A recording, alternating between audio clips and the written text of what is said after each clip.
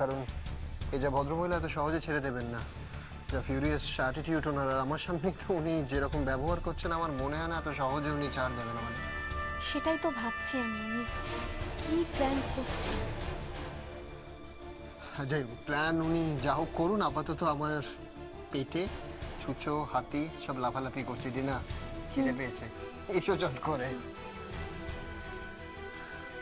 এটা খুব ভালোভাবে বুঝতে পারছি, ভয়ঙ্কর কিছু একটা ঘটতে চলেছে। ওই মহিলাকে এখন এক মুহূর্ত নজরের আড়াল করা যাবে না। উনি পারেন না এমন কোনো কাজ নেই।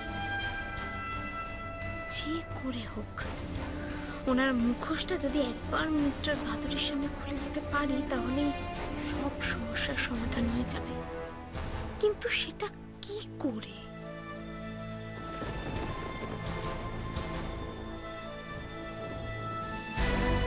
দাদা দাদা দাদা, তুমি অভিকে বাঁচাও, দয়া করো দাদা, তা না হলে আজকে একটা বিরাট অঘটন ঘটে যাবে।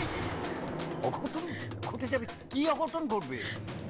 দাদা, অভি ময়নার কাছে ওষুধ চেয়েছে। ময়না ওষুধ কোত্থেকে পাবে বলো? ও তাই দেয়নি, আর সেই জন্য অভি প্রচন্ড চিৎকার চেঁচামেচি করছে, ময়নাকে যা নয় তাই বলছে। এতক্ষণে হয়তো মেরেও দিয়েছে। কি আশ্চর্য! ওষুধটা অভিকে সুস্থ করার জন্য দেওয়া হয়।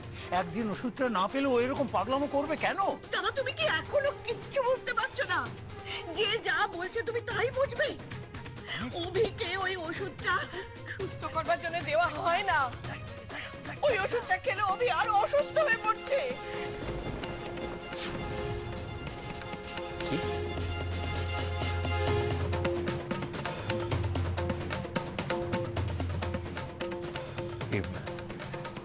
এসব তুই কি বলছিস গীতি? দাদা, তুমি ঘরে বসে বসে যে যা বলছে সেই কথাই বিশ্বাস করছো কেন বলো তো? কেন নিজের বুদ্ধি দিয়ে বিচার করে কেন দেখছো না? ও তো তোমার নিজের ছেলে, না কি বলো তো? আরে কি আশ্চর্য! আমি তোর কথা কিচ্ছু বুঝতে পারছি না গীতি, আমার সবকিছু কিরকম গুলিয়ে যাচ্ছে। ও, তুমি এখনো বুঝতে পারছো না?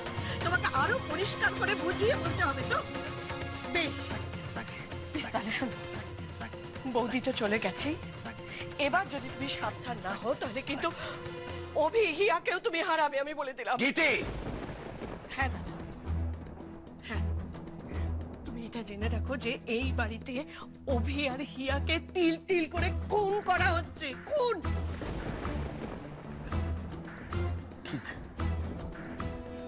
কে কে করছে এসব? আমাকে বল, কে করছে এগুলো? কে করছে? কেন করছে? দাদা, এইসব যারা করছে তাদের নাম কি ব্যাপার? কি হয়েছে?